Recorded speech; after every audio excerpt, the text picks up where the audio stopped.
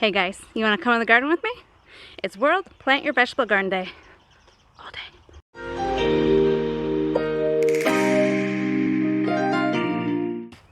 Hi guys, this is Maria from Living in Lenawee Realty, and I am here with you on World Plant a Vegetable Garden Day. And I'm showing you how to plant a tomato. So, what we do first is prepare the beds. So sometimes that means having a soil test done, which I would recommend, so you know what to add to your soil and what not to add to your soil. So we went ahead and did that. We top dressed with some compost here.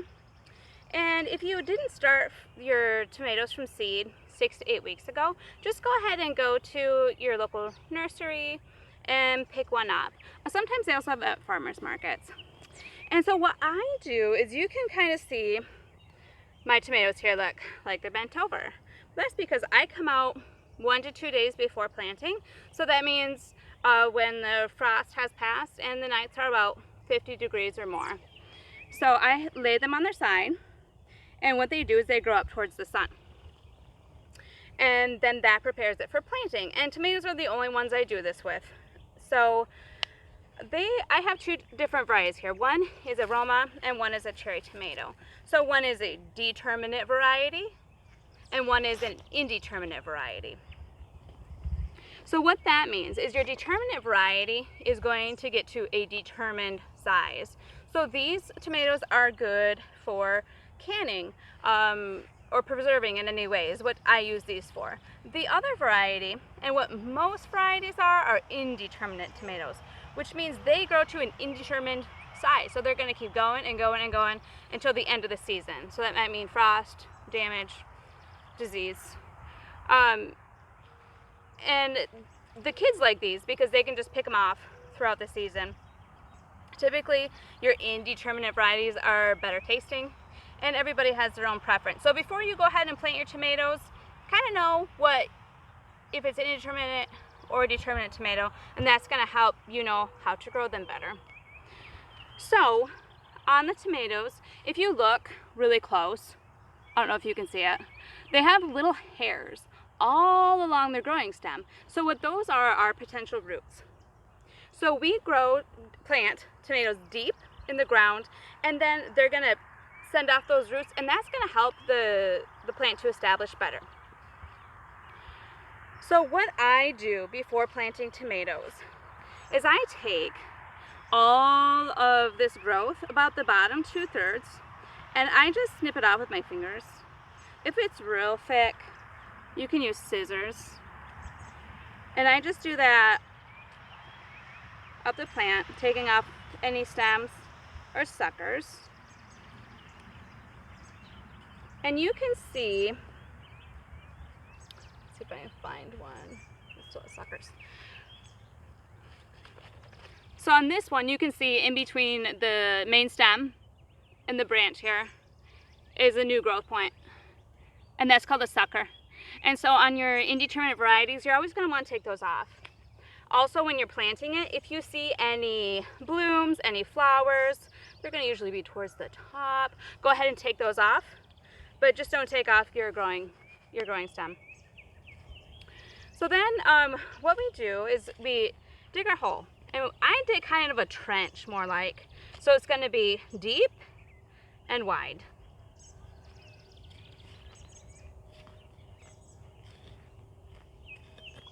And you can also plant tomatoes in containers.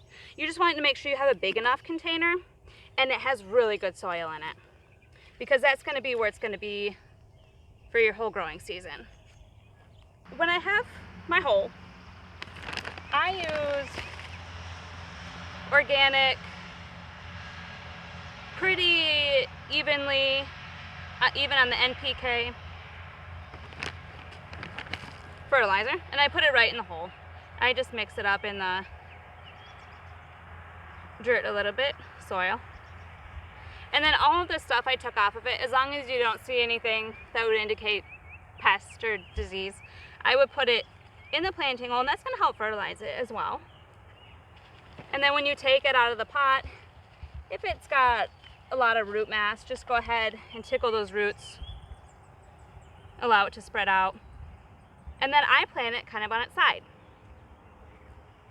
And then you go ahead and bury that. And then you can see how it's helpful to have it sticking up. And then I just tamp it down just a little bit. You want that soil to fill in all that space. And again, tomatoes are the only ones you're going to do this with. If you do it with a different plant in your garden, you'll probably kill it. Most stuff you just want to plant it right up to where you get it from the nursery, or it's grown naturally out of its pot. So you're going to water it in. What I do is I take fish emulsion with kelp, an ounce, dilute it in a gallon, water it in. That's going to help it reduce the transplant shock. And then as soon as it starts fruiting, I'm going to top dress it with some more of your fertilizer. And then every 10 to 14 days after I plant it, I take the fish emulsion, dilute it in a gallon of water, and I foliar feed, which just means I spray on the leaves. And of course, you're going to want to do that when the sun's not hot. So early in the morning, in the evening, go ahead and fertilize, foliar feed with the fish emulsion. Every 10 to 14 days, you could even do 3 weeks. A helpful reason to get a soil test is to know your calcium levels. Tomatoes are susceptible to calcium deficiency. I happen to know that my soils are very high in calcium, so I don't need to add any calcium to my soil. What can happen if it's deficient though is you can get blossom end rot, which means your fruit's going to rot on your plant. And if it's a calcium deficiency, that's probably going to be all your fruit. There's another reason why you get blossom end rot, which is inconsistent watering. So we are going to be setting up a soaker hose. You could also use drip irrigation or just try to keep on a schedule with it. Now, if your tomatoes if you're at work, hot day, and you come and they're just bone dry, the soil, always touch the soil to see. Tomatoes are a little bit of diva. They are very dramatic when they want something. So if the sun's really hot, they're going to turn their leaves out to try to protect themselves from the sun.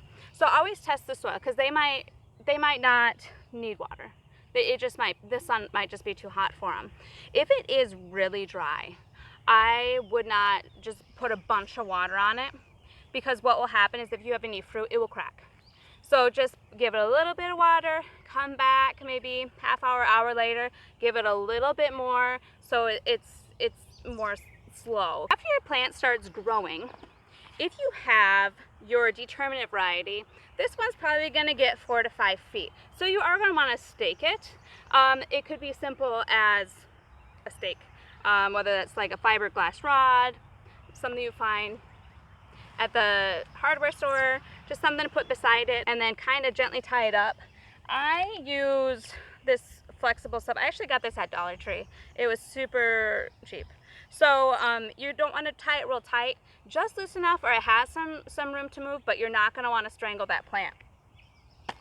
For your indeterminate varieties, we use a big stake. We put this in the ground, and as it goes, we just tie it up. You're going to want to probably get a stake that's at least 6 feet tall. It will probably grow more than that if it's a healthy plant. And then as it goes on your indeterminate varieties, take those suckers off as it goes and gently tie it up. Your determinate varieties, again, those are going to put a lot of its energy into fruiting in a shorter period of time. So you don't want to do a whole lot of pruning. I would recommend probably just near the ground to prune these off as they start to touch the ground, because tomatoes are really susceptible to soil-borne diseases. So that's also a good reason to mulch under your tomatoes. So that's what I have to get you started on planting a tomato. Let me know what you're planting on World Plant a Vegetable Garden Day. And if you need anything else, give us a call at Living in Lenawee Realty, 517-403-6939. Happy planting. Bye, guys.